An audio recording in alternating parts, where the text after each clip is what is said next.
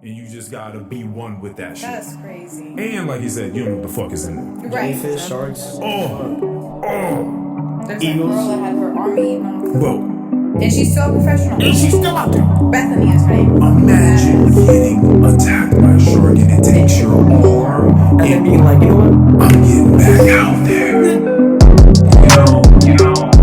This isn't weird. Yeah, you can't just go over there and be like, yeah, I got no sexual rights.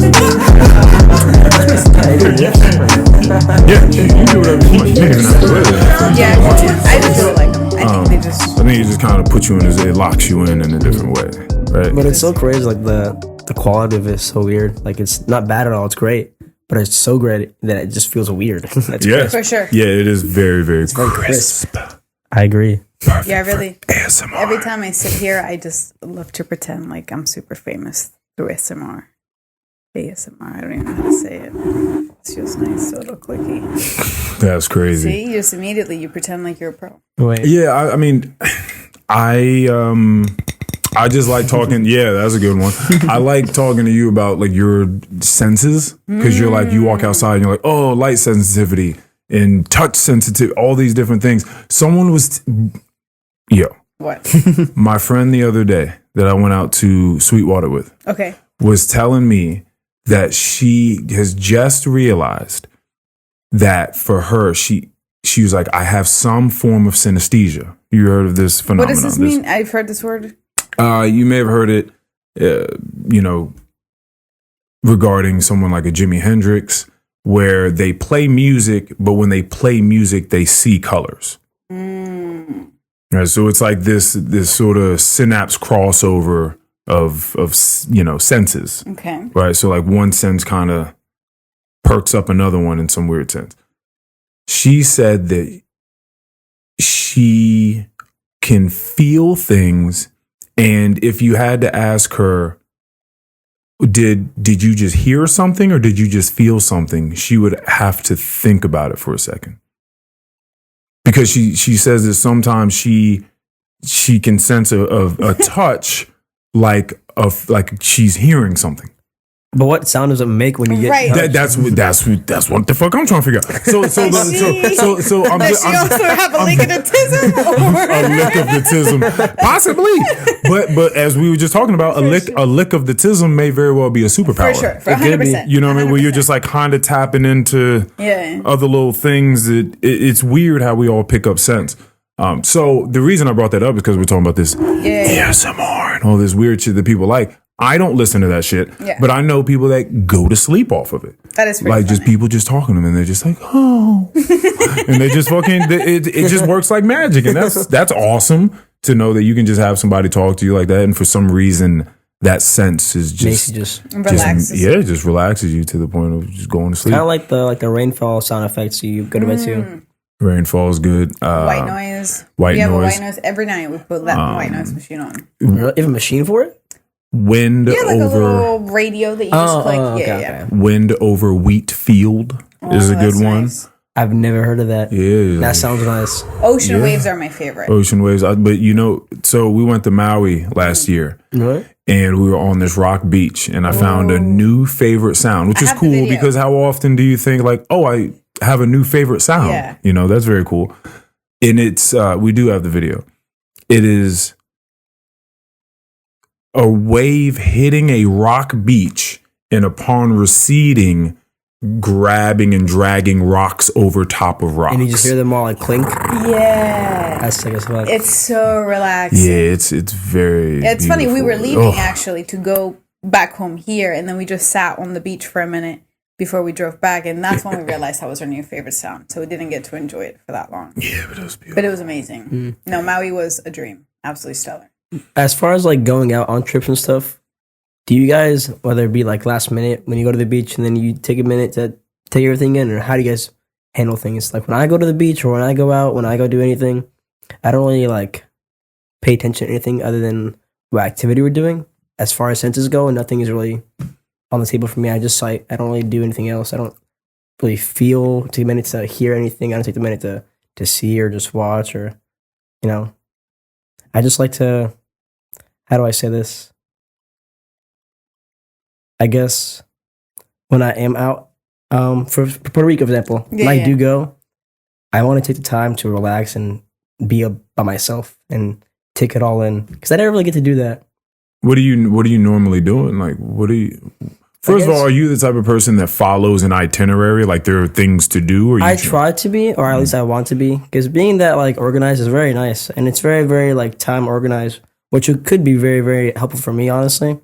But most of the time, it's just whatever happens, happens. Yeah, I think when you're traveling, it's important to know who you're traveling with, and like 100%. You know what are we doing? Do we have someone that's in charge of events and itinerary? And we're gonna be at the beach by 1:00, which means that we have to be out of this acai bowl spot by 10:00, which means that we have to.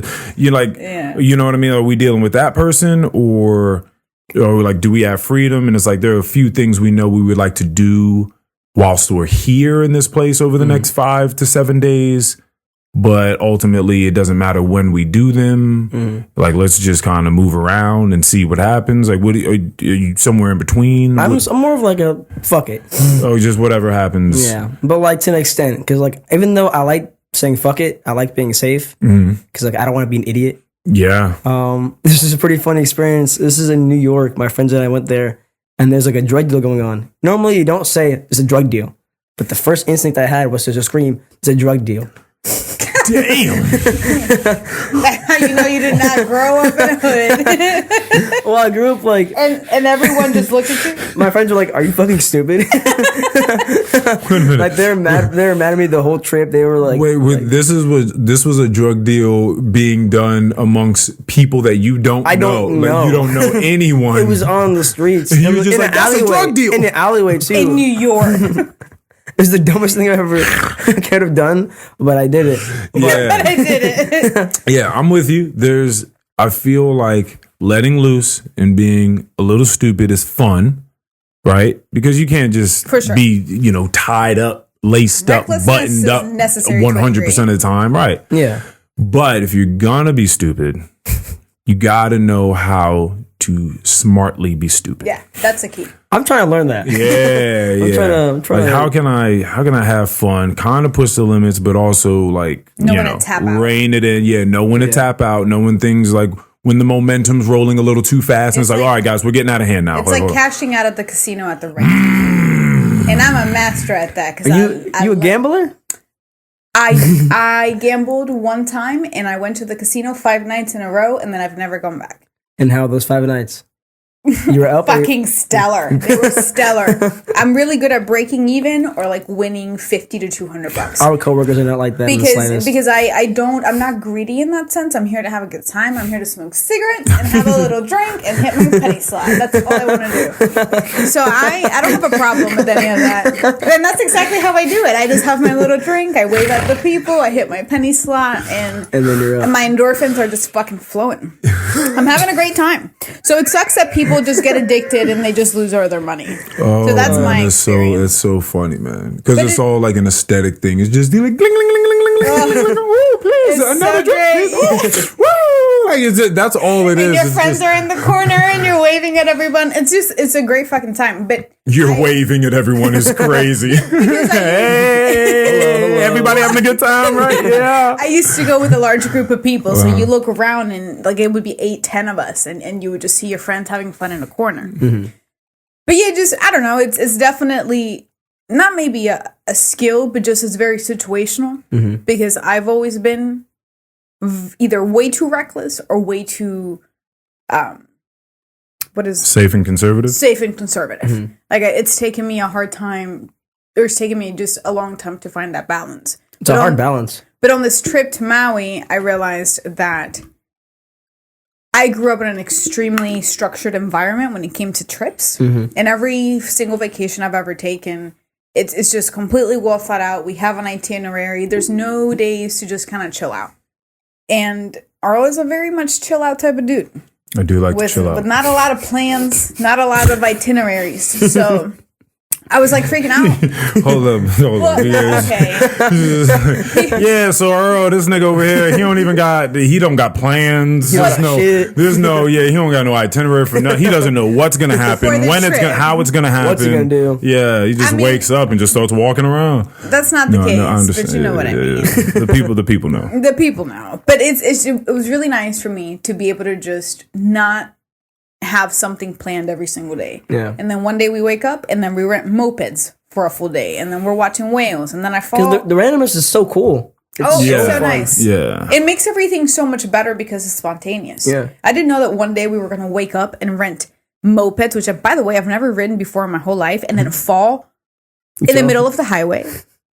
I didn't know that's what my day was going to be like. Yeah, that was wild. That was a wild But moment. yeah, no, those are really fun. But I was like, bro, like you were behind bro. me, and I look in the rear view, and you are. I mean, you're sideways. Oh my You are parallel with the ground, right? Like you and the bike are just on the ground, and we're on a parkway. 45-mile-per-hour speed limit. It's on the kind of highway. And I. Just in the smallest bit of time, I look back in the rear view, I see that, and I look up at the sky, and I'm like, if I look back in this rear view and I see a car go over Von Marie right now, It's over. just start, you know what I mean? I'm like, oh, am I about to watch my girlfriend get ran over by because this is about to change my life. This is going to be very wild. Good thing they had enough time to stop. Everyone was very gracious. I did not get hurt. Oh my god, That's good. Yeah, it was, but it was terrifying. And then Earl's asking me, he's like, "What happened?" I was like, "I don't fucking know what happened." I'm on the ground. I was like, "I can't figure it out right now." And then we had about a 30-mile moped ride back to the house. Yeah, Because we were very far from the house. Yeah, it's like, all right, well, listen, you gotta lock the fuck in, because I don't feel comfortable that you don't know why you were now on the ground, because then that means that you may not necessarily be able to prevent it from happening again. And we need to know. But you were just like, I don't know. And I'm like, all right, well, listen. I was like, I don't have to figure it out, so. No one's coming to pick this moped up. Just you. And so we got to get this shit back. So We got it back, then we figured it out. Yeah. That I have no business being on a moped. no. Now you do. Oh, now I do. Yeah. Yeah, back Now then. you do. Yeah. Yeah, you're good now. Yeah, after like 12 hours of falling and getting up and. Oh, just- this is like a multiple time process.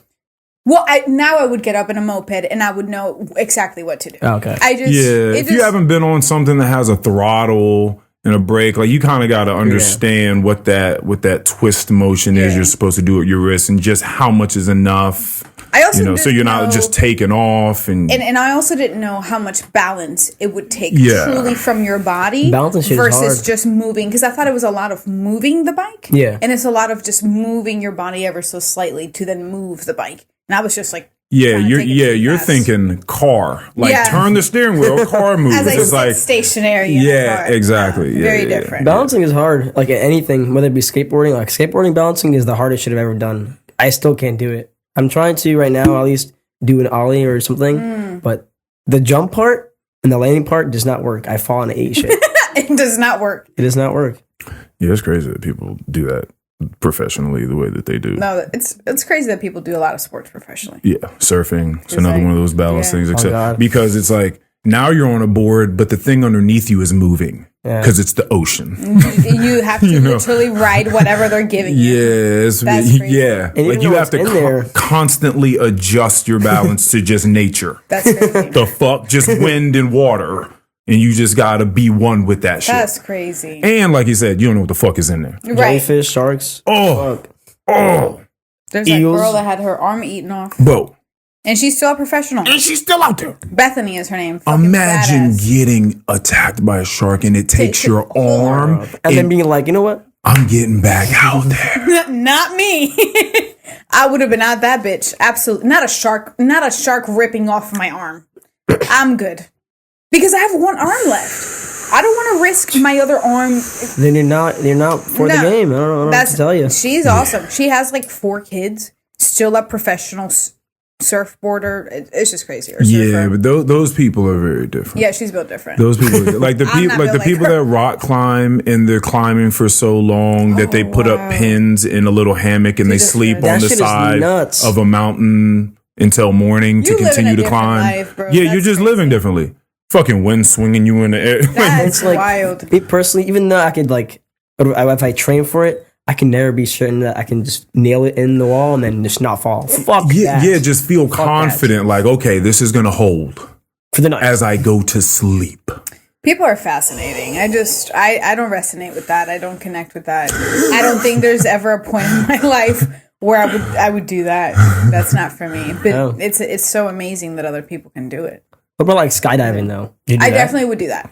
I definitely would do that. I'd be terrified Yeah. for sure, but I'm definitely very open to doing that. And I don't want to like scare you, but like, keep in mind, like shit can happen whether your For sure. parachute fucks up or your shit is broken, it's got a hole in I it. think about it honestly. I've flown a lot on planes. I've spent not a lot of my time flying, but ever since I was a kid, I've been on a plane, and I think about that every time I get on a plane. I'm like, hopefully, like this one doesn't This crash. lands. Yeah, it'd be nice if I could just make it to my other destination. That's what I thought about when we went to Maui. It's like a 12-hour plane ride. I'm like, be nice if we could make it to Maui. Yeah. Like, that'd be cool, and then make it back home. That's all you can do. Yeah. Any trips coming up for you guys? Y'all going anywhere at all?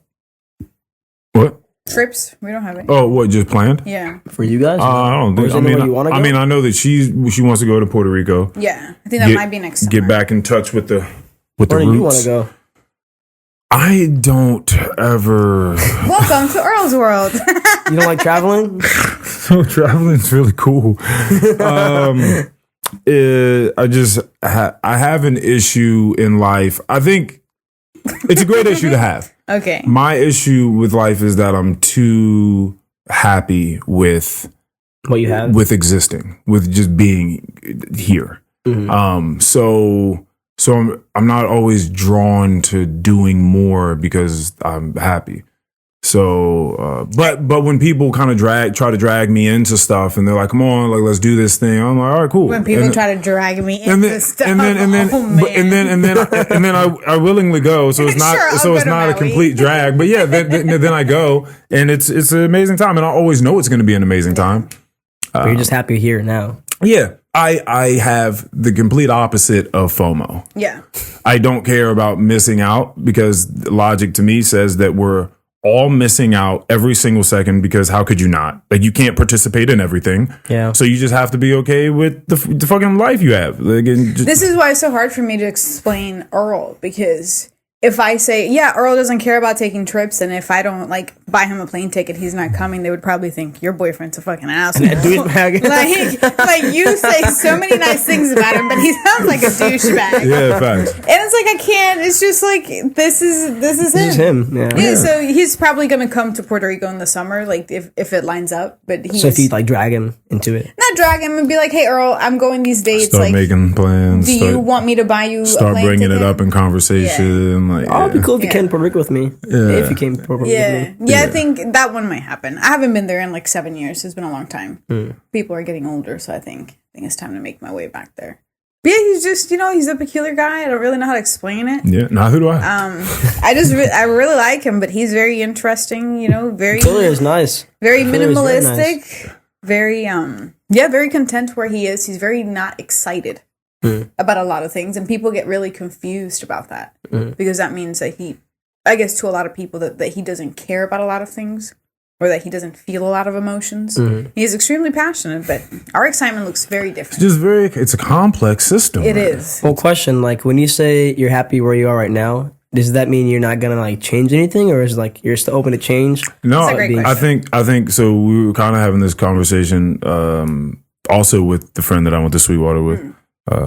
Shout out to her. No, I think so. I think of myself in the same vein as nature is. We never say like, why is it taking so long for nature to do X, Y, and Z? Yeah. But like, nature is on nature's course, doing what nature does, and things get achieved not because nature in all of its ways is necessarily trying to. That's a way to put it, but it's really just nature is existing, and all the components that make up nature just facilitate an evolution of things. So things happen to get accomplished in my life. You know, I don't necessarily set out every day thinking like I want to accomplish things. It's more like I'm interested in doing this today. Like that's what I'm interested in. And it turns out that if you just do that enough, you end up accomplishing shit on accident. Yeah. Kind of. It's just like natural. Yeah. So this podcast is one of these types of things where just naturally it came together. It was a friend and I was like, yo, let's put together a podcast. Yeah. I was sad as fuck at the time. I won't say sad as fuck at the time. No, That's I think not we right. were all a little bit more depressed than we thought that we were. 2020. Yeah, COVID. But it came before that though. It was more so just about trying to find like a meditative space to speak inside of, and so that's what it ended Maybe up not becoming. sad as fuck. This was around the time No, sad as fuck is not it at all. You're right. It was before COVID. I think this is the space where your brain was just. I don't know if it's growing the right word, but just so intellectual. I was just looking to express. I was just looking to express, and you know. And work through ideas through form of expression. Yes, that's a much better way to put it. Yeah, and then and now we're here, and I guess you could say I have achieved 220 episodes. Yeah, I didn't necessarily go into it seeking to achieve 220 episodes, but if you just like doing it, and you know, she's like, hey, Hamza, cool guy from work, wants to have a conversation. Cool, awesome. Let's bring them over, have the conversation, because that's what I'm interested in doing at the moment. Yeah. And then it is achieved because you're interested, because we do it, because I'm interested, and that's what I felt like doing that day. So, I've been called lazy before. I don't like that. But again, to me, that's like saying nature is lazy. Yeah. Because nature doesn't work on whatever timetable you would like it to work on. Yeah. So that's what I. And I wouldn't call lazy either. Like, time as it moves, like you're gonna find your own right path. Like everything's for you in one way or another. And I'm trying to learn that as well right now. I'm trying to mature mentally, and just be more trying to ponder everything. I don't know if she's told you, but like at least when it first started at our job on the little whiteboard, we'd write quotes, or I'd write quotes, and then our friend Mert would just take it over from me, and he would just write his own quote and then put my name. That's hilarious. And they were good quotes too. They weren't like cheesy, silly quotes. There was one that you told me about that was really good. It was about the door. I know what you're talking about. Yeah.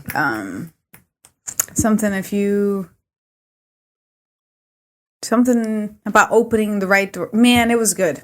I forgot how it went. Yeah. But for some of those quotes, that like, maybe I think that one as well, Mert will just go online, or like an anime that he watches. Because me and Mert are very, very like big anime nerds, and we'll watch shit, and he'll just find a quote from a certain show, and he'll just like, you know what? That one. Yeah. Write it down, and then he'll just tag me in it like I wrote it. Animes have a lot of good quotes. I agree. They have a lot of very, very deep morals inside them. Yeah, I spent quite a lot of time watching Naruto Shippuden, and that's one of those shows that just has so many great things in there. I was telling her about this fight that Naruto has. He goes to this waterfall, and then a reflection of himself emerges, and he has to overcome this thing, right? Yeah. And so he's sitting there trying to fight this thing. Now, there have been many videos, there have been many shows, movies that have also done this. So it's not like Naruto is the only thing that has done this, but it's just that reflection of you knows every move that you're throwing. So you're sitting there resisting it, fighting it for the longest time. And so you're just fucking tired. And you're like, how can I beat this thing? Like, it knows everything that I'm about to do. It is me. How do I do this thing? And all the characters of all these movies, all these TV shows, or games as well, end up realizing that it's about an integration. It's not about fighting this thing off. It's about accepting it into who you are, because it is a part of you. So they end up hugging. It's like the reflection runs to like fight, and then Naruto's like, oh, like I get it. And then he like grabs him and hugs him, and like pours love into him, and then they coexist. That's very cool that was happening so long ago. Yeah. Those animes. Oh yeah. That's amazing. Yeah, they're fucking awesome. Yeah. I feel like older animes as well, like a lot more wiser, if that makes sense. Like there's a lot more thought and like emotion put into it, and you get more and it's very nice. Both Naruto or games, like for example, you played Ocarina of Time or now? Yeah. You know, like the little water fight with like Shadow Link. You'd fight him. Boom. That's the same. That's the same fucking thing. Exactly. Having to fight Shadow Link. Yeah. Fuck that. Fucking Fucking match. I'm like, what the fuck am I doing here? I'm like, how do I get through this thing? That is fascinating. Yes, I did also play that. Yeah. Yeah, but that's pretty much what it is in life. Like there's these parts of us that we fucking hate, and we're like, all right, how do I like kill this shit off? It's not necessarily how you do it though. It's not about killing it off. It's really just about learning to. It's just like we were saying how it's sometimes you meet someone and then you're like, man, I really don't fucking like this person for whatever the reasons may be. And then as life, unravels in front of you, you're just like, oh, okay. Like they're okay. Yeah, there's a balance. Like they're not just this person. That's just the light that I saw them in this one snapshot moment of their whole life. Right. And then you're like, oh, okay, there's a whole lot more and many, many more pieces to the puzzle. That's I think one of the first things I told you about Earl when we had that. I think it was one day that we like talked for a bit throughout work. Yeah. And I don't know whether you asked me what my favorite quality was about him or something along those lines, but I just remember telling you that Earl has access to so many perspectives. And I've never seen anything like that. And it definitely takes me a bit of time. I'll get there, but I'm certainly going to resist and push back. And I think it's so beautiful to be able to just take so much from so many things that you're able to look at a certain situation and be like, maybe I am missing a piece of the puzzle.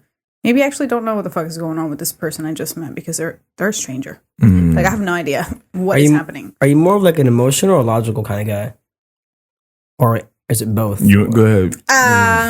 Both, but most certainly I think logical before emotional. Yeah, they definitely complement each other very well, but I guess you can explain that. Yeah, I would say that I have a pretty decent emotional quotient. 100%. I'd say that 100%. emotionally mature and intelligent. No, I learned emotional regulation from you for sure. So, and I had to get better at mine because of you. For sure. For sure.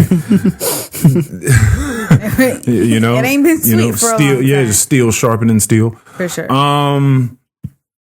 So for me, I think that it's best to try to see the world as it is, as opposed to how you would like to see it. Now, a lot of people have an issue with that statement because they're like, aren't you always only seeing things from your perspective? Like, how could you possibly see things from outside of that? Okay, sure. Like for instance, if we walk outside and look, at a leaf, if we don't know what a leaf is at the moment. We just walk outside. We could do this with bugs. We walk outside. We see bugs all the time. We're like, what the fuck is that? Like, how crazy is that? You're just walking around. I don't know what this bug, I don't know what this insect is. I don't know what it does. I don't know if it breeds. How does it breed? Where is this from? Is this native to this land or did someone bring it here? Does it eat? Does it bite? Does it what the fuck does this thing do? We don't know that. We see bugs all the time and are like, what the fuck is this thing? Crazy. So, if you walk outside and you just see this leaf, we don't have a concept of a leaf, but we look at it, we're like, okay, that's a thing. A leaf is a made up name. That's just something that we call a leaf. That a leaf doesn't exist in that, right? But we give it a name. So it's a leaf. But before we give it a name, it's just a thing. It's just a thing there. And there's something of what it is like to be that leaf. Right, or what it is for a leaf to exist. That is a truth. That is a truth. We can differ on what color green it is. We can differ on the shape of it, how it makes us feel. All these things that's just how we feel about these things. But there's something there. We call it a leaf. It's not necessarily a leaf, but it's something. Now, if you take a leaf, which we usually don't feel too, controversial about, but if you take something like a situation, right? Now we have like some drama at work or something, right? Somebody slept with so-and-so's boyfriend or whatever, or it's politics and, you think we should vote this way. These people think we should vote this way. Whatever the case is, now we can use the leaf in the same way, or we can use these situations the same way we looked at the leaf. So first you can look at it and you can just see what it is. Like, this is just this story that's been told. You can kind of listen to people diligently and hear this is kind of their narrative, but you can hear in it what part of it is just their feelings about the narrative, and then what parts of it were just facts that actually took place. Yeah. And you can differentiate between the two. Like, okay, she's talking about her feelings about the situation, and then she's also telling me some actual facts of what took place. So it's good to be able to just stand back and look at things for just what they are, because then it opens up this whole door of opportunities where, I mean, it could be a lot of different things, but you can at least just see it for exactly what it is before you decide to throw your perspective on it, your layers of emotions and preconceived notions that you have about this thing. Because then you can talk about all that stuff. So it's just good to be able to see both, because if you can differentiate between just what it is you're seeing and then how you feel and how other people feel, then you can just kind of walk around and pick up different pieces from all of these different sources, and you just have handfuls of perspectives. Yeah. Because you don't have to espouse any of them. You don't have to marry yourself to any one of these perspectives. You just realize that is a perspective. Yeah. Hey, that's a perspective. I say it to people all the time. They tell me some shit like, Earl, this is this, and this. I'm like, that's a perspective. Like, I mean, that's a perspective for sure. You know, it's not necessarily true, but I mean, it's true in your head. Like, I get that. I can see that. So if if you're not so attached to everything going on in life, you can just kind of look at it and just tell people like, yeah, I think I see what's going on. I can probably offer some different perspectives that you're blocking yourself from being able to see because you're way too close. You're way too attached to whatever the situation is. So there's a form of logic, clearly, and analytics that go into it. And then at the same time, you have to be able to jump into that emotional bag and be able to, exhibit empathy and understand how other people feel about stuff. And, maybe what a collective perspective is about something. Mm-hmm. Because when you have very large collective perspectives on something, then it's like, okay, regardless of what it actually is, we should probably roll with this one for a little while, because this is the program that people are on right now. This is the way that they see it. And it's false. And it's probably not necessarily the most beneficial view or perspective. But that's where people are right now. So you have to understand. That's crazy. Yeah, you got to understand where people are in the situation and what the situation actually is, and be able to just understand that. Yeah. Yeah. And that's kind of, I think that's why Earl was a great manager. I think Earl's. You're a manager? Not now. Yeah, I dropped that gig. When we left her last job. That's what he was doing last job at the resort, right? Yeah. I think he was an outstanding manager. And I was not a manager, but I also knew that I had no business doing that job either. Because I would help him out in the restaurant, since he was mostly alone running the restaurant in the mornings. But he had a great way of doing exactly everything that he just spoke about. Just, kind of meeting people where they are, kind of letting them stay in their own fantasies, but just bringing everyone together and slowly being able to paint the picture of what is actually going on, so everyone can kind of share it without just being overwhelmed. Yeah, and just like, as Courtney from the bar says, tits up about it. Fair enough. So I like that phrase. I think it's fun. But yeah, no, I think his skill is unmatched. I definitely do much better these days, but I definitely haven't seen someone behave as equanimous and just well thought out and just very precise with everything about them. So I think that's a phenomenal quality to have. What is your growth looking like? You say you've been trying to ponder. Like, is there? Yeah, as far as pondering goes, I interrupt. You can go. No. I mean, that's really my question. Go ahead. I mean, honestly, mental wise, attachment wise as well, I want to be more logical. Well, not more logical, but more so just balanced, like she said. But I do get emotionally attached, and honestly, being like a mama's boy, like I'm very emotional when it comes to a lot of things. But I want to be at a level where I can think logically and emotionally and like have it work out for me. But I just can't do that right now. Yeah. And getting into other hobbies as well, like not changing my mind, but my lifestyle. Because being cooped up in my room is just not a fun thing that I want to do. Yeah. Too many video games. Video games, and I'm also like a cat dad, so I'm just with my cat the whole time. But whether it be journaling, laying down, and like stargazing, anything like that, sports, weightlifting is what I do. But I want to just branch out for what I am to other things, and having that growth and having that experience to try new things as well is just a nice thing. Yeah. You have people around you that are doing the same thing or having the same thoughts. Like, do you talk to people often that are saying these things to you? Like, damn, man, I'm just trying to get my life on track. I'm trying to get better emotionally. I'm trying to find some centering. I don't want to say no, but I don't want to say yes. It's more so it's like people from time to time talk about these things, but they're not very present or abrupt with it. They just let it mingle in their mind, and when the time comes, they talk about it. Yeah. It's not like a constant talk that we have with my friends.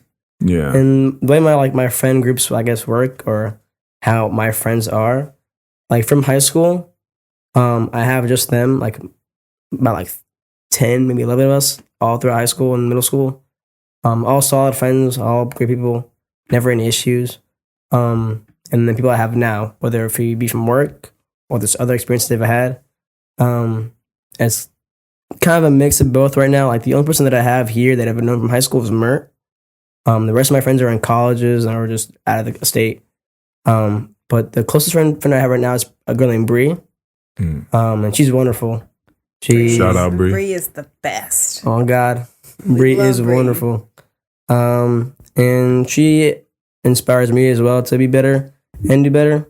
And so it's like nice to have that kind of like support almost. And people like Vaughn, whether that be at work, we talk, we have nice conversations, mostly about you. She adores you. I'm a little obsessed. Little lover girl. For sure. Certified lover girl. Yeah, no, that's awesome. Bree, I tell Bree all the time, she's a special little gem. Yeah. I've never known of a 20-year-old to move like Bree. She's just put together and so respectful, and it's like she figured out so many things.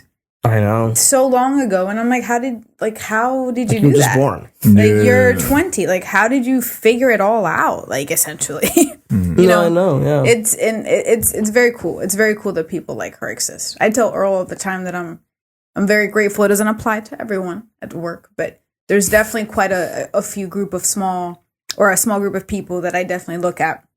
Obviously, you included, and I think, wow, like these kids are doing so much better than when I was 20, 21. Like I would have never been a part of the friend group. They would have never fucked with me. Like it would have been awful.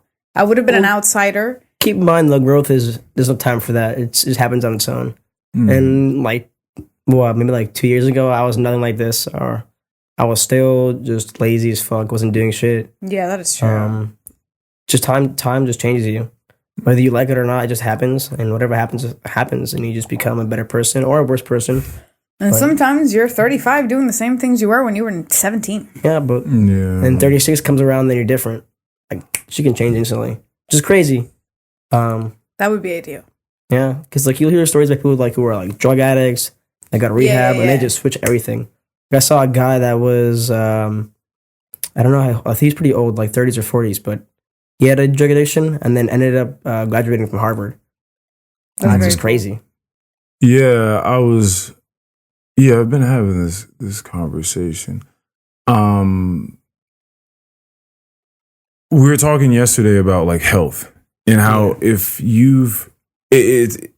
is fascinating to me because as such a high ceiling that like we don't know about. So I was you did a great analogy, yeah. Yeah, so I was telling her that if like you thought of a house, if you thought of like health as a house, when you're sick, you're deep in the basement. And it fucking sucks being sick. You know, whether it's just like a cough or you have muscle aches, or we were talking about that headache that be behind your eyes. Oh yeah. You know, or like you were sick a few weeks ago. Yeah. people tell me about their migraine. I've never had a migraine, but people have migraines. They're like, they go blind, motherfucker can't hear no more. That's too much. Yeah, like you're in a dark room because you have light sensitivity. So you're in a dark room for like 24 hours. Like some people have terrible migraines that just come up out of fucking nowhere. Just like being sick, we can all agree just sucks. No one likes being sick. You're in the basement. And then when you get better, you get back on the ground floor. And you're like, oh man, like, whew. So fucking glad I'm not in the basement anymore. Like this is great. I love being on the ground floor. But then you also don't necessarily realize that there's another level. So that baseline is like cool. You're not sick, so it feels fucking great. But there's something better than just like that baseline. Like you can lift that baseline, and then the next floor can be your baseline. You're like, oh man, I'm in better shape. Maybe you change your nutrition. And you're like, oh man, I'm feeling better. Like I should have maybe cut out those sugars earlier, or whatever your thing is. Maybe it's not sugars, whatever your fucking vice is that you know you shouldn't be fucking eating. I like that working shit. out too. Yeah, you start exercising, you know what I mean? And like maybe a couple months of exercising go by and you're like, man, I feel fucking great. Now I'm on the second floor. But like the second floor is way better. I don't never want to go back to the basement again. The basement was terrible. And it just like it just keeps going. So it's just fascinating knowing that there are these different levels. I forgot where we started. Why did I get on this? What were we talking about before this? We were talking about health. You said we were talking about health yesterday. Yeah, I forgot why I was so talking about these levels to feeling good. What were we just talking about? People. We were talking about Brie and giving her some flowers. And then it made sense somehow. I like to feel that for people listening, it makes sense every time I forget where I'm going. And I'm usually good about bringing it back. Things happen. Yeah.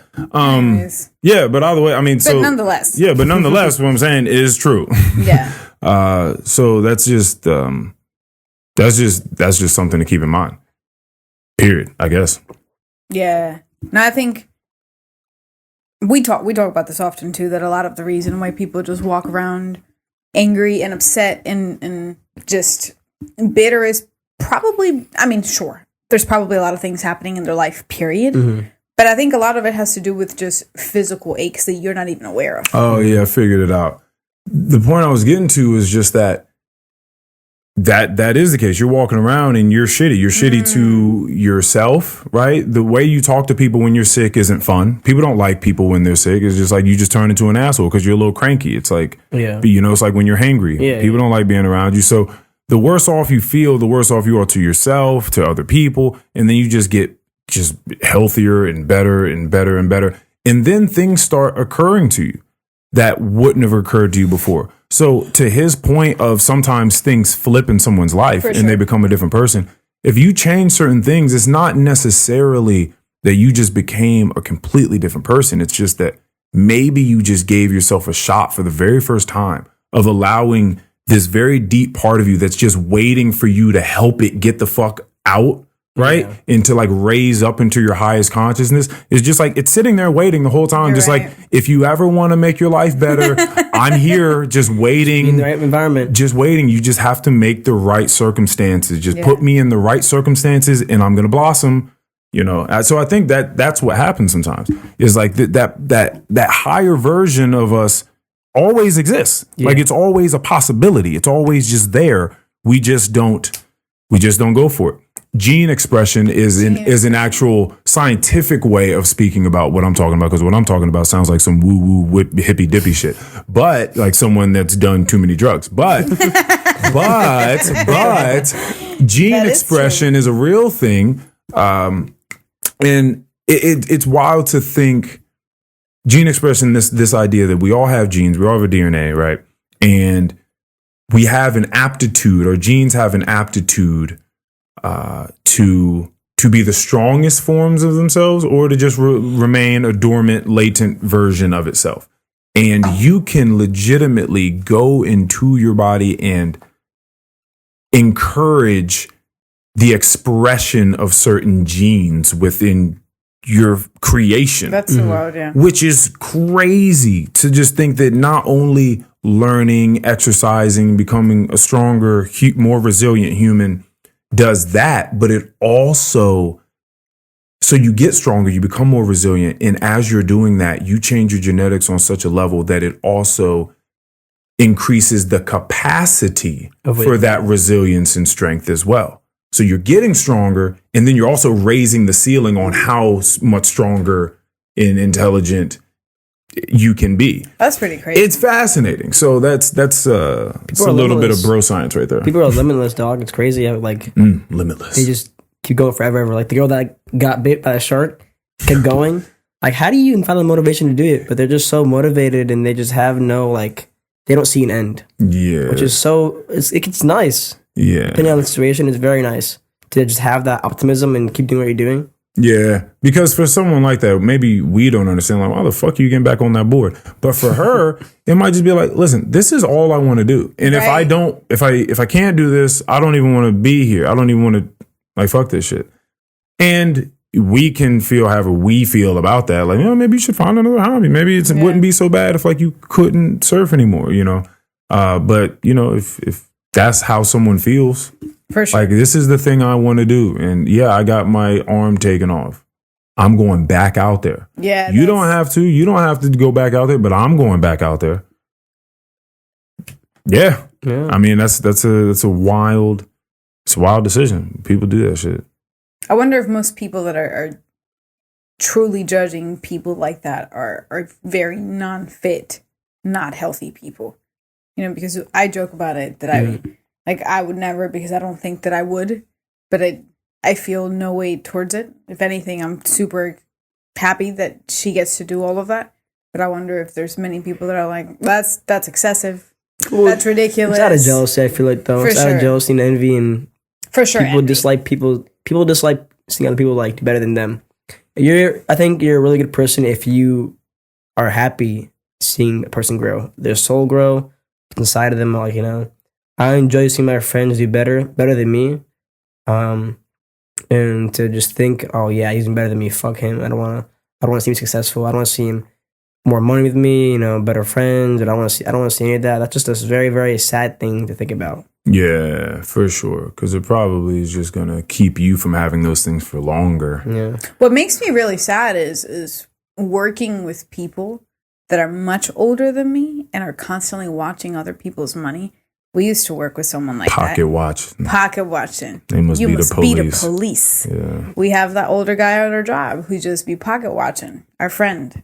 Oh, that one? That complains every single day. Yeah. He be the fucking pocket watching police like oh my motherfucker. God. Oh my God. He's obsessed with greed. He's constantly talking to me and everyone about, I made this morning. Like, I'm going to make this morning. I have a 4-table section tonight. So that means that I should be able to make this. You missed the worst of it. You missed the worst of it. Before you were there, there's a guy named, I should not say his name. No, maybe not. But there's a guy that we had worked there that had the constant thought of everybody liking him and was trying to be like in everybody's business and trying to do whatever everybody else is doing. But he would flex whatever he made. But there was one time where one of the bartenders grabs his cash out, and he shows that he was just lying about how much he made. So the whole place clowned him. Damn. Yeah, but that's just one of them. There's another person that I'm not gonna go into. I clowned him because I found proof of what he was lying about, and I sent it into our group chat, and I just kicked him out. But it was the guy with the Super Bowl thing. Yes. Yeah. Yeah, sometimes you gotta do that. Sometimes you gotta get kicked out of a chat. You gotta humble people. Or you gotta, yeah. Because people, for anyone that criticizes his move or the other people's move, they kind of clown him a little bit or shun him. It's exactly what we all ask for. Every time you see someone that's being an asshole at Starbucks and they're screaming or whatever, you're just like, how are you doing this? Like, you live life like this? Like, you just go around just being an asshole? It's because enough people didn't shun them, didn't let them know, like, we don't fuck with that shit that you do. But, every once in a while or maybe also, just to play devil's advocate for myself, or maybe there was too much shunning and like no one was around anymore. And then they just grew up hating everyone and not wanting to connect and just being like, man, fuck y'all. So now they're just walking around the earth bitter. Yeah. So there's definitely got to be some both. sure. There's got to be, again, we've definitely that seen both of those. that harsh love, but then that tender love as well. Like both of those do have to play Yeah. for it.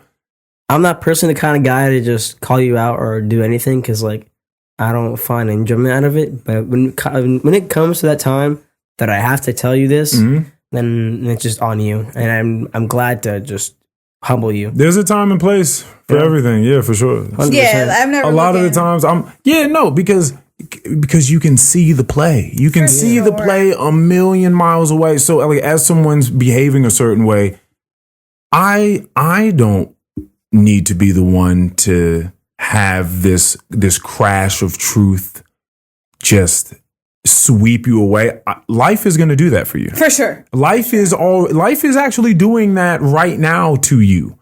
Right? The lack of great relationships you have with people, the lack of fun, the lack of whatever it is that they're searching for, with all this annoyance that they're touting. It's just crazy that it's happening. that you can be a whole grown person that has been on the earth for decades. Double my age.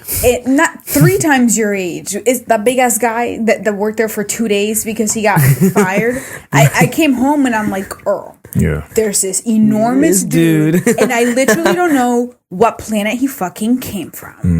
No one knows. I don't know how he's here. Next thing you know, obviously he couldn't hang, but I was fascinated. I was like, who raised him? Where has he worked? Those things are like. What do his friends look like? Does he have children? Like what? Like who do you talk to? And what's It's funny crazy. is, speaking of his friends, there was one day before he did get the boot, I saw his friends and they all look so unlike. Like if I saw it like at a bar, I feel like he'd hate him. Like like the way they act, the way they dress, the way they talk. The person that we're talking about, he has such a distinct way. He's like almost like our coworker Sophia. Yeah. Like she's great, but those times where she would just be too friendly and touch you, Yeah. it was that kind of like thing that he would do. But he was just too fast with it. It was immediate. It was one of no like. those. It was like It was day one. Yeah. He started He there. trained and he was just. It was crazy. It was I've been working around a lot of people for a long time and I've seen so many people get comfortable so quickly. Yeah. But I've never seen someone get comfortable the day they step foot into their workplace. Yeah. Never like that. That was fascinating for me. It took me so much time. Like when I first started at Sweetwater, I failed my shit like 4 times. My serving stuff. I became a runner for a while and I was quiet as hell. And then later on, I'd get more and more social and then I'd spring out. But to do it on the first day, like you own the place almost, it's like, have some respect. Yeah, walking around asking for tables, you know what I mean? Like asking for a 4-table section. You've been on the floor for 2 nights on your own. It's like, bro, like, wait, have you never worked anywhere else before? Yeah, I think that's fascinating. I love people watching because of that. Yeah, it's my favorite to just look at everyone at I work. do love that. I do enjoy people that will get hired and then leave, or people that will get hired and that will quit within like 2 months. It's funny, just funny seeing how they show up and how they put themselves out, and then out of nowhere they're just gone out of your life. It's like a side character, like in a show. Yeah, It's for very sure. funny. Yeah. Like a background character, like in And a someone movie. will bring them up, and I'm like, oh, right, that person was here for a little while. Yeah. It's like- that's crazy. Think about like this, like Home Alone, for example. I don't know if you watched the second one, but there's a scene where they go in the Trump building and they go to the receptionist. That receptionist is a character, but just for that part, and they're gone for the rest of it. Yeah. But it's just so weird to think about that. Like he's gone. I don't know where he's at, what he's doing, who he's doing, what's going on. Like that guy is in his own world, and it's just crazy to think about that. Just It's like, in and out of the story in a second. yeah. Yeah, that's what's going on. But their story does continue wherever the fuck It's they're at. Like they're all We're not here though. They're doing them, doing the same weird shit that he was doing. Oh, for sure. Yeah, he probably walked out of there worse than he came in because he got fired after 4 days. Yeah. So I'm sure whatever he's doing did not look too good after that. Yeah, resume wise, oof. No, Yeah, usually those people have repeatable offenses. Yeah, like they that's just not the first. Yeah, time. no, it's not the first time. I told you about the guy that kind of fits that description in my place. He came in And one of the very first things he let me know was he was fired from his last job for no reason. I was like, there's a reason. I was like, all right, buddy. And then he got fired from my job. And I'm like, because of the reason why, right? You gotta lie. So the next place you go, you have to tell them that you were fired for no reason, or you got to come up with some wild shit, like some bullshit. Yeah, you know what I mean. You can't just go there and be like, yeah, they got me with the old sexual harassment. you can't say that. Not the old sexual harassment. Yeah, Is that what happened at your last job? Yeah, because the thing is like, well, how many times did your friend? you know, I know someone that's been fired like a good 7 times for sexual harassment. Yes. Yeah, all of them sexual harassment. Yeah, it's pretty tough. He's a weird guy, Hamza. Something's off about him. Well, I can tell. It's tough. Nasty. It's tough, but again, like I said, there's. Getting fired 7 times for sexual harassment. No, that's crazy. So wild. No, that's absolutely crazy. But like, it's at this point, crazy. they should probably like, just lock him up. In a row is nuts. Like, it'd be like not normal, like fine, but like if it was like in between the 7, like racism maybe, I don't know. But like once, this is something normal, like racist. or maybe like you just sucked at your job. Like your ass, it would be better if like you could just say, oh, I just they said that my performance wasn't up to par. Right. That would be far better than. But 7 in a row, it's like he took no breaks. Yeah, he took no breaks whatsoever. Yeah, I've never even had 7 jobs. I don't like it's that's tough. And then you can't really use too many of those places for like references either, because you have to just hope that they don't call back. But this is, again, I think that this is a really difficult problem in the workspace is keeping your hands to yourself. It's like no, but seriously, it's like, kind of you spend you look around and you see people be successful at flirting, at getting friends, and you think like, okay, that's an acceptable option. Like I can do that. Like I can try that. And then you just try to do something you just saw someone else do, and then because sexual harassment it's. It could be sexual harassment from you, but maybe not from them. Right. Yeah. It's subjective. Yeah. Someone likes it and it's all good. So it's not sexual harassment. But if someone doesn't like that shit, and you have to, if you're going to take a shot, you have to take a shot. You know what I mean? So it's like, but if you miss that shot, the stakes are high. Well, I feel like though, depending on who you're shooting that shot to, like you get a gauge of how comfortable they are with you. Hopefully, But everybody does. like you gotta know your limit. Some people's gauge really bad. Listen, Hamza, I have been in so many places, and some grown men will just corner me in a corner and just be like, "You are so fine. Can I tell you that?" And I'm like, "Well, you cornered me, bro. So I'm trying to get gas. So thanks, I guess. Hopefully you won't rape me and abduct me. So can I go to my car?" And I was thinking, why would you ever corner me and ask me if you can give me a compliment? But in his mind, it was like, this is very much my option. I was telling some people the other day, if I walk into a parking garage, which I do every day, I leave work. I walk into that parking garage. If I just see a woman walking around in there in the same track I'm walking, I just stop for 30 seconds. It's just like, fuck that shit. Like I'm just gonna wait for her to get far enough away from me so we don't even have to play that game. She doesn't even have to feel like hearing these steps behind her. None of that. Go ahead, do your thing. I'll wait right here. I'm in no rush whatsoever. So but everyone doesn't have. Yeah, that's. It is surprising because you would think every time it's a skill. And if you don't have the skill, like it's just like taking a shot in basketball. Like literally, if you're really good at basketball, you take all the shots you want. You're hitting a lot of them. You nice. But if you're not nice, don't hit the shots. You probably should at least don't shoot from there. Cause like you gotta come up. Maybe just layups, right? There's just I think it's deeper than that because sometimes like you don't have the best shot. And I'm never looking at a guy that tries to shoot some sort of shot and certainly fails. And I'm like, wow, like, look at this fucking creep. And sometimes you just be a creep. It's the type of shot. Because you can shoot from half court and you look at them like, why the fuck did you shoot from half court? It depends on the way you approach it as well. Like, if you not like creepy at night in the parking garage, at 3 a.m. It's more so an open public area. If you're, walking while they see you, it's like there's different situations. It's like maybe don't stare down a woman You know, as she's walking by you. Locked in eyes wise. Yeah. Like, you gotta know. And at least for me, whether it be at work or any kind of occasion, at least for work, I like to, like, I don't care about anything. I don't know, like, she can tell you, I don't give a shit about anything. I do what I do, and I just do it. You're Like, just chilling. I'm chilling. But the way I get a gauge of how comfortable you are with me is when I talk to you, how you respond, or whatever questions you ask me, what I ask you, like what you say to me, because it can be either dry and basic, and that means you just don't care about what I say, or it could be thought out and, you know, a long ass thing you want to tell me, and that tells me how close we are. So if I'm talking to Von Marie, like talking about you or talking whatever we're talking about, and it's a long convo, then I'll know that she's cool with me and she's chilling. She's not going to think I'm going to be at her car at 3 a.m. trying to impress her. But the thing is, in order to get good at any skill, like, you have to do it.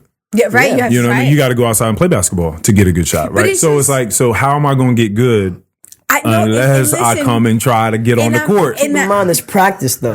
Yeah, for sure. I think that's necessary. And I'm always available to be someone's practice. I have no problem with people practicing on me. If anything, I enjoy that now because of where I am. But you know what's really fucking weird? When people are just still creeps and they have shot their shot and they haven't figured out that is not the way that you shoot the shot. You're not on the right court. You're not using the right ball. There's no air in the ball. The weather's not correct. You're not wearing the right shoes. You don't have the right clothes. It's like everything is amiss. Yeah. It was like there's nothing here for you. I feel like I guess I have like this soft spot for these people. You do. Because I realize, one, that I am gifted.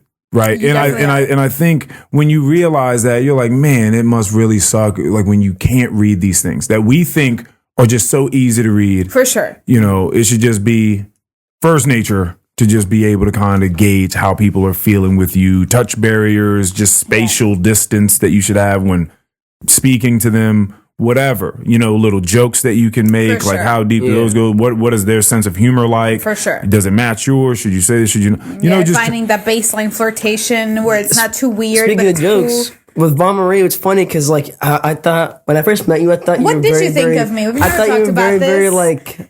like not uptight, more so like very secure.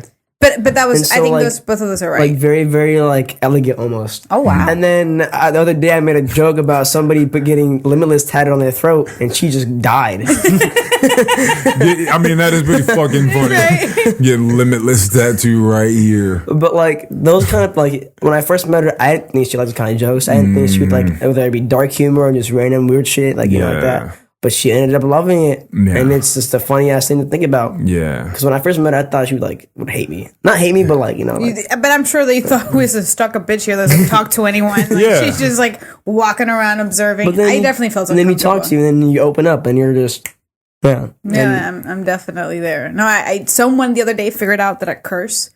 I don't know who it was. They're like, oh my God, Von Marie said fuck. I was like, what? Yeah. Like, what are you guys talking about? So it definitely comes in waves. Yeah. But yeah, no, it's funny that you do have that patience for those people because a few days ago I made the decision. Well, keep in mind, I also have the patience for the people, but I'm not a small woman, so Also that. Yeah. so I have a little bit more leeway. Because I To, decided that I have given too much leeway. Yeah. And now that shit's out the window. And if unfortunately you've been on the planet for my age range, I'm doing 35 to 40 plus. Yeah. Anything below that, like I'll give you a bit of leeway. Yeah. But if you still haven't figured it out and you've thrown many shots, I'm going to walk away from you and I will ignore you. And I will never speak to you. And you can say, Hola Maria, as much as you want from the kitchen. And I will pretend like I didn't hear you and I will look at you in your eyes and keep walking. Preciosa, princesa, Yeah. que There's this guy in bonita. Dish and he's really nice. He's very nice. But it can be nice, but nice and a creep. And a creep because I go and I'm just trying to fucking throw some dishes and I hear, hi, my queen, princess, like, beautiful girl. I'm like, bro, like, wash the ramekins. We Get need off to my pipe dick. butter. Like, wash the fucking ramekins. I gotta do my job, not flirt Where are with the you. bread baskets? And I've been too nice and cordial and I've been saying good morning and I'm like, actually, fuck that. Yeah. I'm just not at this place in my life. I'm tired of it. First of all, you will not take the time to learn my real name. So you keep calling me Maria all you want. I'm like, I definitely can't make time for you. As a fellow Spanish speaker, my name is too difficult for you to say, my guy. We can't talk. Yeah. We can't talk. So that's very nice of you, but I'm cool on that these days. Yeah, I mean, it's not like I'm just saying we should just let these motherfuckers run around and just run rampant. And I get that. I get that. Yeah. I'm just painting the picture to the other side of. Like, it's not just people choosing to be nasty, crazy creeps. They know that. They just don't have that social aptitude. They didn't a lot. So we're talking about the people that you keep around you and how much he loves Bree and how that's great to have around because she's got Bree this different sort of mind than most of these other young people. And you know how I feel about conversation. For sure. I have a podcast. Right. So I can't see it any other way. It's so difficult to even plot out how someone would get better at so many things, socially speaking, without having that practice. Yeah, and so when I ask people like, who do you talk to? What do your friends talk to you about? The conversations that you're having, they're the way that you're understanding the world, you know? And so if you have people around you that are constantly having stagnant conversations about things that don't make you think about anything else or move you forward, then that's just the type of conversations that y'all are having. And that's just that. Yeah. And also, if you're just talking to a very, very small group of people with a very, very, narrow bandwidth of looking at things or thinking about things, then you're also just going to be stuck in that small little sliver of life. Yeah. So I think also a lot of these people, as I've come to find out doing this podcast, don't speak to people. They don't take on other perspectives. So you're walking around and you're like, why are they walking around like they don't see outside of themselves at all? For sure. And it's because they don't see outside of themselves at all. That's what happens when people are deprived of other perspectives and just speaking to other people. It's just you and what you know and what you think, which is close to nothing. I think that has been one of my favorite parts about getting older these past few years is really being able to meet most people that are not creepy where they are. Yeah. Like just truly being able to just connect with someone over something extremely profound or extremely simple and baseline. Yeah. And that feels very, very nice to be able to gain a perspective in that way versus trying to look for perspectives that you think might only benefit you. It'll just come naturally too, Yeah, it's very nice. We've had quite a few different people at work recently that I've just in very minimal conversation. I'm like, wow, like never would have guessed that. Yeah. So cool that you're doing that. Wow, like this is what you do on your days off? You fucking help old people at this luxury home as your part. Like it's crazy. If you humble yourself, right? I remember saying this a long time ago that there's something about in order to understand, you have to stand under, right? You have to have a subservient attitude about the situation and understand that, like, you have to place the intention above yourself. Right. Yeah. Right. And if you can do that, then you have the opportunity of going into interactions with people not thinking that you know everything. Yeah. Because if you can do that, if you can admit to yourself that you don't fucking know everything, right? Like, truly. And that possibly whoever you're talking to has something to teach you. And that you could be wrong. And that you could be wrong, right? Or they have something to offer that could enrich your life. Then you're much more susceptible to finding that, right? If you think that and you're looking for stuff and you believe that there are things to find, you're way more susceptible to finding them than thinking, oh, there's no way, because then you're not looking. You're not looking for it. So it's just passing you by. You have no fucking idea. You're not detecting it. For sure. So, yeah, you're just missing out on all the beautiful opportunities that are just so generously, sprawled out in front of you constantly. Yeah. Yeah. So, yeah, that sucks. You just have to understand, like, there's so many different perspectives. There's so many different experiences people have had that you haven't had. And if you can just open your mind, if you can just shut the fuck up for a little while and just take it in, you can become so enriched by other people's lives and experiences. And their knowledge too. And it pours into you. Yeah, it does. Yeah. It does. It becomes some part of you. It does. Which is a weird thing to think about as well. Like, depending on who you meet, now that I've met, for example, our coworker that got fired, even though I don't like them or I don't talk to them, they're now a part of me. Yeah. And the way that they act, I don't want to be like that. So now I'm judging off what I don't want to be like. Right. And what I don't want to have as my goal. And then people that do work with me that have either the new jobs or just new experiences that they're doing that are fun and great, It's something that I want to work towards and have, a goal set. But as of right now, the way I want to do is perspective. I want to take everything in and just learn, and not just emotional, but like logical. My dad's more logical. My mom's more emotional. Trying to learn more off of him. But my dad's also very, very like tough. I don't know. He's like it can be too much. So trying to find that balance with him and myself is just very hard. Yeah. They're both extremely important. Like guys that think that the emotional thing just being a waste of time that's It's very stupid. That's tough. Yeah, that's a tough way to be. Because you're missing so much of the world. Yeah. Like you just think that you're looking at things logically. First of all, the first issue with that is that guys that are on that program swear that they're far more logical than they actually are. Yeah. And they have no idea just how much of what they do is emotionally driven. But because they're not in tune with those emotions, they swear it must be driven by logic. Right. That's very true. Actually, that's very well It could be put. like, for example, I had a friend, or it can be anybody, but somebody that gets jealous, whether it be like a boyfriend, girlfriend, the guy is living in a very traditional household. They don't get to see a girl that's their girlfriend go and talk to other guys and be friends with them. Guys like to think that if they're talking to another girl, they're just cheating on him. But I had a friend that was not a bad dude at all, very sweet guy, very awesome. But his girlfriend had many guy friends, and not that like it's, I get the alarming, I get why he's stressed, but like to think about, I get why he's stressed. I get why he's at stressed. the crib fucking stressed. Like, dude, she got too many friends. But I mean, like, I get it, but to have that open mindset of like they're just friends, nothing more, nothing less, and to get away from the traditional stuff. But it could be in that aspect. It can be in the aspect of like whether it be equality. Like for me personally, a long time ago, my old self, I was not as accepting. I was not as nice. I was not as what I am now. Took time to just let myself grow and accept. Went to my first Pride parade. With Bree? With Bree. I didn't see Natalie, unfortunately, but like that was like a new thing for me.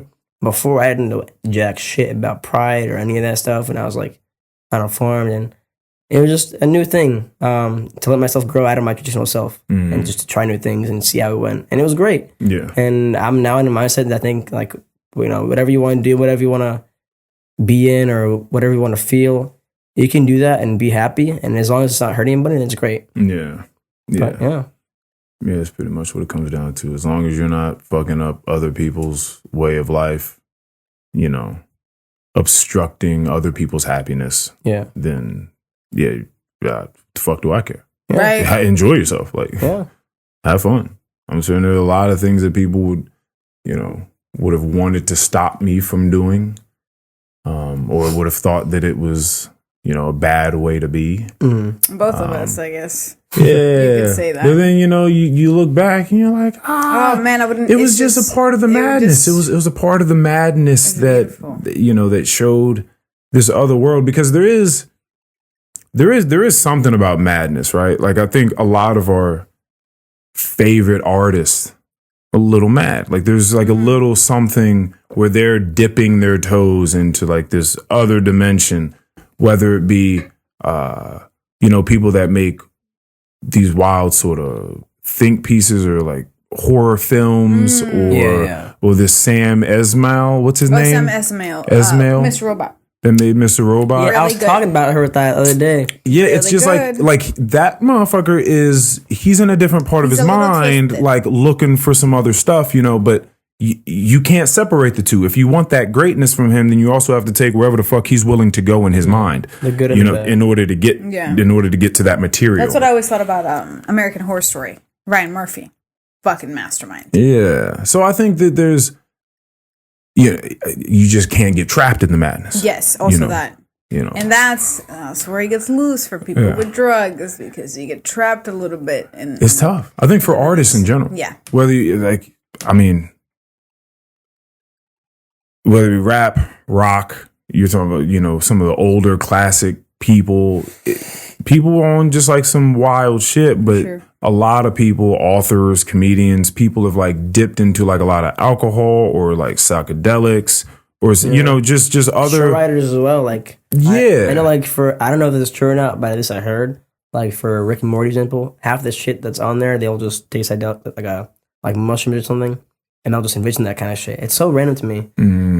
But for that show or like South Park, any kind of like show that brands off what the norm is, they do those kind of things. Yeah, because you're just like looking like, why can you see that? You know what I thought of when I first did my first full dose of psilocybin in a forest here in Leesburg? I thought, oh, Ryan Murphy has been here. I thought of that. I was like, this plane that I'm on, what I'm seeing, what I'm thinking, it reminds me of American Horror Story, which reminds me of Ryan Murphy. I feel like he had to have done psychedelics. Yeah. Like, for sure. It just takes you to a whole nother place. Yeah. When you're a creative and other creatives tell you, like, dude, there is a storehouse of wealth if you creatively, if you just do a couple of these things, you don't gotta do them all the time, but like you're gonna want to dabble here. Trust me, it'll bring my heart with joy just thinking about it. It's so weird. Yeah, you know, people don't like to be dependent on things for creative ideas or whatever, or motivation or whatever the case is. But what I will say this. We also have to humble ourselves in regards to our relationship with nature and consuming things. We're nothing on our own. You have to eat food and drink water and breathe air and take in nutrients and minerals, and you have to take from the earth. You have to, or else you're out of here. So it's just funny where we decide to draw the lines on those things and then judge people if they take something else. It's just like, you can eat blueberries and it's all good. But if you eat that mushroom, you're fucked. You know what I mean? Then it's like, oh, you rely on that for this. Like, it's like, how many people do we have that drink alcohol excessively? Be like, I would never do drugs. And it's like you drink poison every day. It's like you do like one of the worst ones. You like, smoke cigarettes. So. But you don't want to eat a mushroom. You don't want to eat a mushroom. Shut up. Yeah. So, that's fascinating. It's that's really cool for creatives because ideas come in such weird ways and we don't know how they work. But like even all this, like that painting over there, with the umbrella and the art coming down. That's my little sister did that for me. That's awesome. It's like, what's in her mind to make her do all that? Yeah, like, actually, she probably saw that shit on Pinterest. These two over here were done by Earl and his ex-girlfriend with under LSD. Yeah.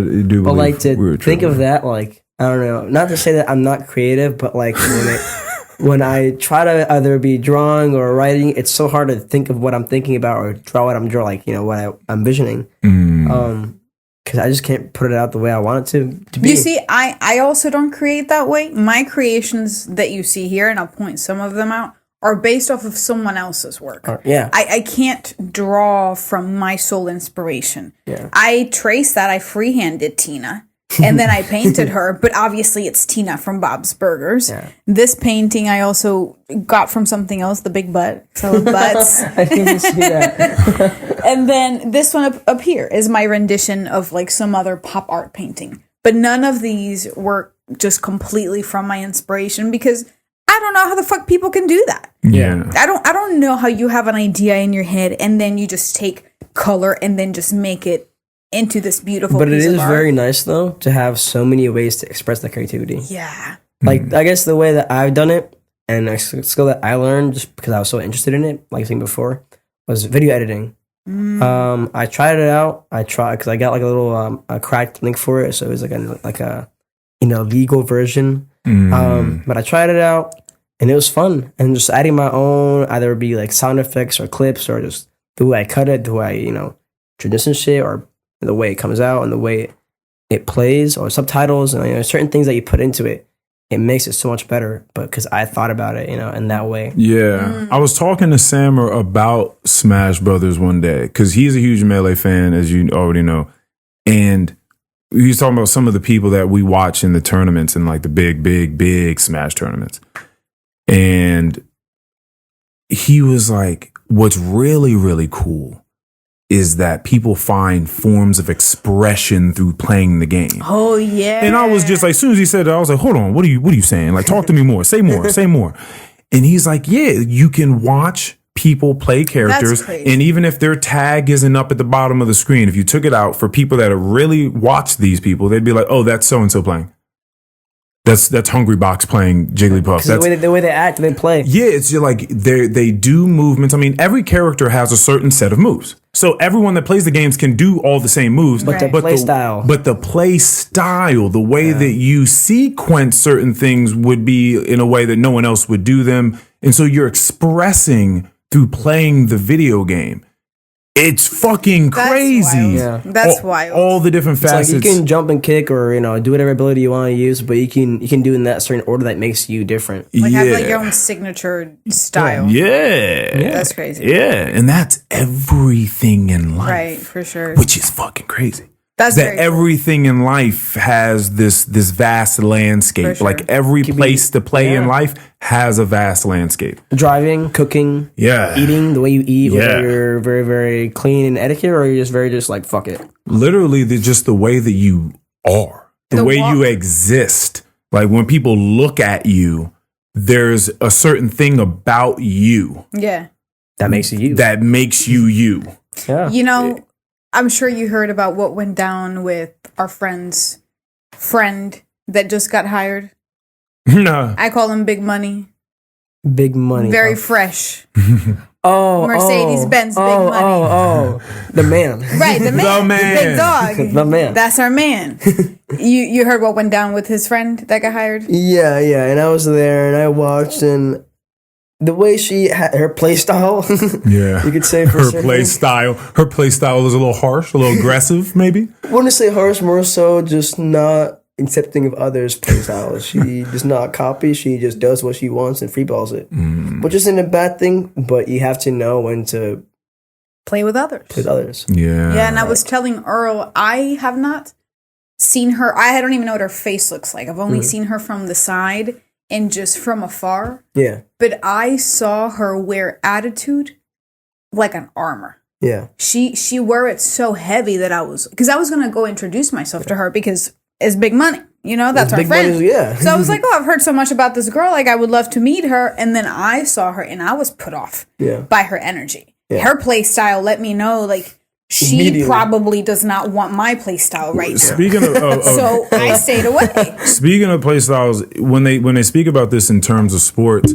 and they speak about the greats in any sport, there's always the people that make the team worse, i.e., maybe this person. Unfortunately, we have people that are good and they score points and they facilitate what it is they facilitate, which is cool. And then you have these like superstars, these leaders That's a good that not only are good, but they raise everyone else's aptitude for it as well. They work with people, they cheer other people on when they do well. Boost, yeah, exactly. It's just they're a true leader, and you don't get too many of those, but that's awesome to know. Yeah, that exists, and I think in regards to children playing, right? Like you have to know when to let other people play. It's not just it's just my ball. I want to play. I want to you have to pass the ball. You have to learn to play with other people. And I think that it's extremely fun to do that. Clearly, when you're not doing that, you either don't know how to, or you don't know that playing in this other way that is more cooperative gets everyone else to have a good time. And then it raises the quality of the entire experience that everyone is having, as opposed to trying to just make it about you. Yeah. And like maybe you're scoring points, but it's like, but we're not having fun while you score points. So which means you can't really be on the team. So we don't really care how many points you score. And a little mantra that I like believe in, it's from a show as well. But like people need other people. Like people need each other. Yeah. And you can't live without the other. Like I can't do without my best friends, my family. The quote had something to do with it's better to leave a room. No. Something like that. It's like it's better to admit that you were wrong in like to leave the wrong room.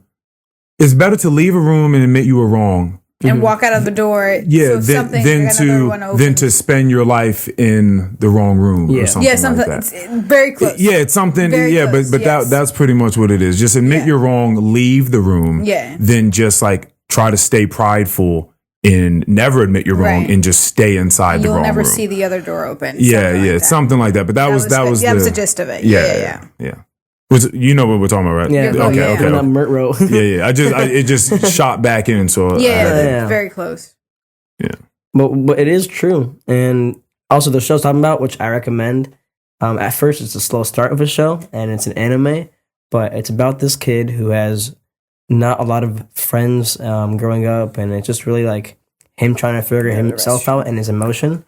It's called Mob Psycho. I recommend it. This is a non-fighter type of anime. It is, okay, but it also isn't. If that makes sense. Okay, it's got action, it's got fights. Yeah, but at the same time, it's got so much more than just that. You crawling on the ground to not be in the way of the camera is hilarious. You're totally good. You're good. Then you had a bear. Oh my goodness. I respect them. I respect it. Yeah, for sure. But that show, at least for me, it's like a comfort show. Because if I'm feeling down or just feeling negative about myself and what I'm thinking about, I'll go and watch that, and it'll just be a whole mood changer. But the show was talking about people need each other. Like people need help from others. You're not gonna grow if you're just by yourself. If you're fighting a war, solo, you're gonna get cooked. Like any other game, if you're playing a game, it's like a 1v4, you're gonna get fried. I know. You gotta know when to let others in and help you out, and to grow with everybody else, and just not just fall. Yeah, like I was saying, we draw these weird lines on when it's okay to take and absorb content or things from people or the earth, and then we they're just weird. They're weird, arbitrary lines of like when it's okay. I think don't crawl. Of course, if you're completely dependent upon something and it's dependent in a way where it's not ruining your life and maybe the people's lives around you, then that's a certain type of dependency that probably needs to be checked. Yeah. But as far as just needing people and needing things and maybe help, botanical help or whatever the case is, like I think that's it's okay, and I think we beat ourselves up a little too much for needing help. Like we can't do everything on our own. You can't. And to think that is very ignorant. Honestly, it's just tough. Like it's a hell of a lot of stress. Like you're putting the fucking world on your back. Like it's just a lot. And that shit will break. And don't get me wrong. Like I get it, not wanting to put your burdens on others, which is a very noble and nice thing. But at the same time, like two is better than one. You can share the stress, the pain, whatever you are going through, and bring it on to me. Because it's not as serious, maybe as much to me, but it's can help at least. Yeah. For me, I have felt as though I just have like an ever flowing fountain at this point to be able to sort of give. So it doesn't seem draining to me when people talk to me about their issues or life at all. Like I don't just feel drained and like, oh God, this fucking sucks. I gotta stop talking to these people. Like I don't. It feels like a gift these days when people do want to share. Yeah, it's nice. It is. Yeah, it is. It is. And again, the fact that you're not completely drained afterwards says that you have enough to give. Yeah, for sure. Because if you don't have a surplus, you will be drained. Like if somebody is asking you for $5 and you have $7 in your pocket, you know what I mean? It's like, I don't know if I need $5. I might be able to give you $1. Like I don't know about, you know what I'm saying? Yeah. That stuff, and it's the same thing with your energy inside. That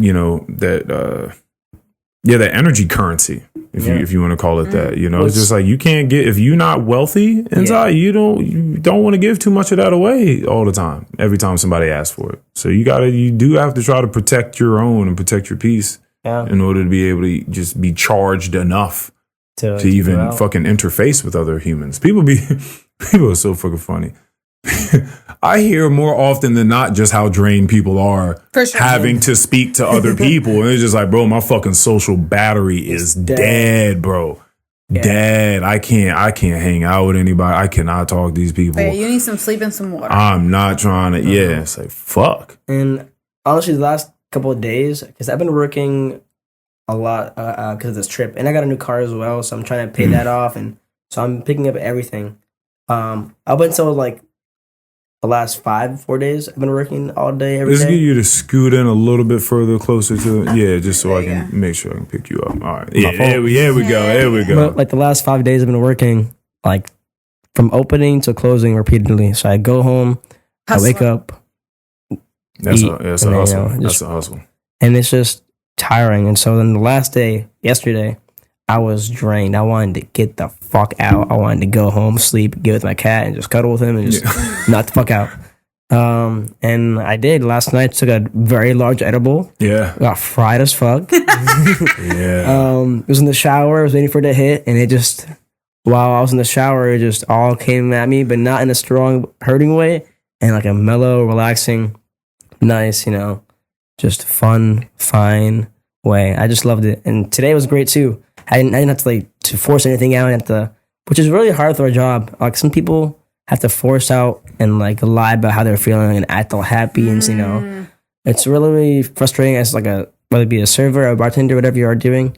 That customer service part is really, really hard because it's not always true. Yeah. It's like the bullshit is also hella draining. Yeah. But yeah, had a nice relaxing night. I was up playing games as well with coworkers, with Mert. Aww. And while I was fried, I just stopped playing. I got off mid-match, by the way, because I was too high. I got up mid-match and I went to bed and I just watched the show. I just quit everything and watched the show and I was like, this is great. I'm where I want to be right now. In this room, fried as fuck, watching with this your show. cat. With my cat, who's fluffy as fuck. You guys should meet him one day, whenever you'd like. But, I felt great. And now I can go out and do more things. Tomorrow I got plans. Today we had the soccer thing. I could just one day of rest for yourself and not just constant straining. It's such a relieving thing for you. Yeah, I think it's so nuanced, living life and assessing and applying energy expenditures, right, in your daily routines.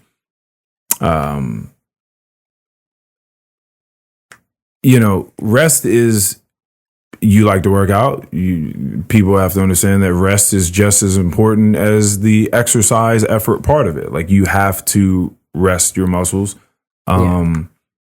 just rest your body in general. And sometimes I take it as deeply as you may not necessarily need a day's worth. Now this is going to get pretty deep, but it's like you don't necessarily need a day's worth of just like, okay, let me just get away from people and let me do this and that. You could. So here's an analogy: if you're at the gym and you're gonna do like 5 different exercises over the course of the next 45 minutes to an hour or something like that, you, depending upon what it is that you're trying to achieve there, you can take very, very small rests between your sets. Very, very small rest between your reps, right? Like, so you can kind of change that out. And that amount of rest that you're giving yourself, even between sets and between reps and between exercises, that matters. Yeah. Like it matters. And those are small moments. Yeah. Right. So sometimes we just think we need a day, but sometimes if you could tap into efficiency in your day better, then there could be like these lulls in the day where you allow yourself to rest and then you can kind of come back up and allow yourself to rest for a few minutes and come back up. But I think people are far too active psychologically to allow themselves those small moments to rest. And here's a good example if anyone's like, what the fuck is Earl talking about right now? Say you're in the car and you're headed to work. Okay, so you're going to a place where maybe once you get there, you are going to slowly start discharging this social battery, right? Because you're going to start doing that thing that you're talking about where you're faking it. You're acting like you're happy. You're acting like you're hospitable. You're acting like you give a fuck about what these people are saying. And you're being drained. But whilst you're on the way there, you're thinking about how you're going to go to this place and be, fucking drained, right? So before you get to the place, you're spending 15 minutes in a car, 20 minutes. and you've now drained energy in 20 minutes time that you could have been resting and allowing your mind to just sort of maybe just cycle through some thoughts, do some little driving meditation where you're not, grasping on ideas. You're just breathing and allowing thoughts to go by and just observing them and not grasping onto them. Right. And that could be refreshing for the mind, but you're not spending that 20 minutes that you could spend allowing your mind to rest. You're not doing it. So now you're just far more drained than you have to be. And that would be like being at the gym in between every single set that you ever do. You just get down and just try to do 25 push-ups. Like you can't, that's not sustainable. You can't just work out in between all of your workouts. Right. Because then that means that you're always working out and you cannot work out 24 hours a day. So you're just, of course you're fucking drained because people's minds are working out all of the time. And you have to find some tools to allow your mind to rest in between these moments when you actually need it to go to work. So and I feel like as well, depending on how you're taking that time to rest, like I think just sleeping 8 hours, it's great, but it's not always what you need. Because what I would do was, like I said, I'd wake up, I'd eat, and I'd go to work, come back home, eat, and go to bed. I am getting that rest that I need, but it's not what I really need. You know what I mean? Like I'd rather have 2 hours of time to relax and wind down than just a constant stream of working and then going back into it and working and going back into it. Because the rest may be great physically, body-wise, but the mental is what for sure really fucks me over. I know exactly what you're talking about. Yeah. It all spills into itself. What was that post I put up today? I put up a post. I was doing this, this back hyperextension sort of exercise. Oh, congratulations, by the way. You told me about your personal trainer certification. I appreciate you on that. Good shit on that. Thank you very, very much. But the post said something about pretty much a complex system that requires the cooperation of all of its parts. And that is in regards to our bodies, our biological vessels, right? This very large complex system with all these things going on that require cooperation from all of its different parts in order for it to achieve harmony. Let's call it that, right? Like this higher state of health. And that's just life in general. So sometimes you have to get creative with what you may think is the problem and how you're going to address that problem. Because maybe you think it's a sleep problem and maybe it is a sleep problem. A lot of people's sleep is fucking trash. So it could be a sleep problem. It could be a problem that maybe you're arguing with your girlfriend or your boyfriend all the time. And there's just this thing in the back of your head that's like, I'm going to have another argument later on today. You know what I mean? And you're just thinking about that and that's fucking draining you. And it has nothing to do with anything else that you're doing that day, aside from the fact that that is a part of your life. So it does play a part in everything else that you do. So to take a more holistic route, which is just a good way to look at life, because you should, honestly, is that everything else complements or supports or props up the next thing. Things are not divided. They're just not. It would be easier that way, I guess. We would like to think that we can compartmentalize bits of life, but they all work together. Yeah. Everything comes together and works together. And that's why I say again, we're nothing without each other. We're nothing without nature. We're nothing without absorbing content and new perspectives and just overall wisdom and energy any way that we can. We're nothing without it.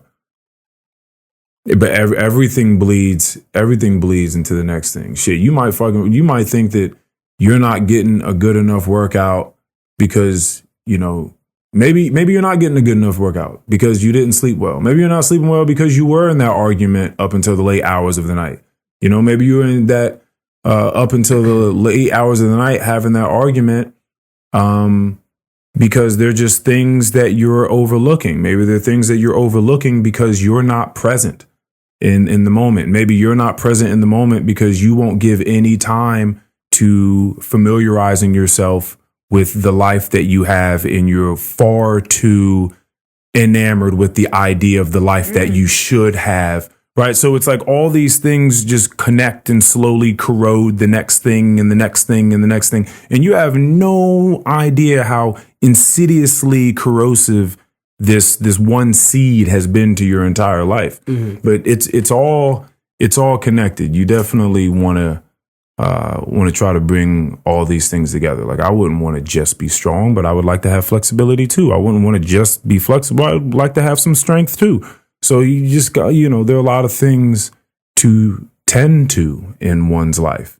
Yeah. But if you're too, considered with other people's lives, whether it just be people at your job or celebrities or being concerned with celebrities' lives and that causing you distress is crazy. I mean, politics. I mean, I understand why people get wrapped up in politics and like, you keep hearing that the world's going to fucking end if this person gets in office or if this person gets in office, and these are the only two motherfuckers that are going to get in office. So either way, the world's going to end. Like this is what people are thinking. And you're like, fuck, like why even, how can I focus on my life if I feel like life in general is constantly under attack?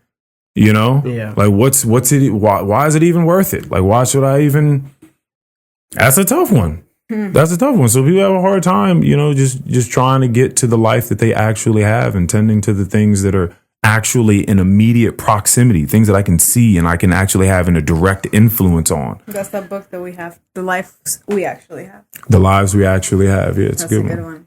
It's a good one. Yeah. Yeah, that's a tough one, man. That's a tough one. But you got to have the right conversations. Yeah. You gotta have the right conversations. Where we at here? We're at an hour 40. That was quick. That was easy. That was nice. This was cool. I enjoy that.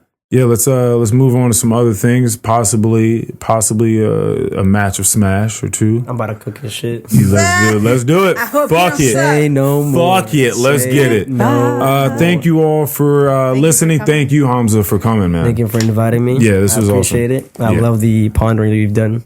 It's nice. It's fun. I'm glad that we got you here. I feel like this has been a few weeks, maybe a month or so in the making. I was honestly really hyped about it. Like when she first showed me about it, I was like, this is an awesome thing. Like I didn't think going down my 21 years, I'd be right here doing this. It's just a random thought. It's so cool to me. Yeah. It is very cool. Yeah, it is pretty cool. I always forget how cool this room is until I walk in here. Yeah, I cut the lights on. I'm like, oh, that is this awesome thing that Earl I guess does. it's so like norm to you guys because you've been doing it for 200 episodes. That when I'm seeing this, like this is the first time I'm doing this. Never seen that. Right. I've never seen this. I just crazy to me. It's cool. Very cool. It's awesome. I'm glad you got to get here, man. I appreciate it. All right. Bye, Peace, everybody. Love you. Bye. Peace. Oh, wow.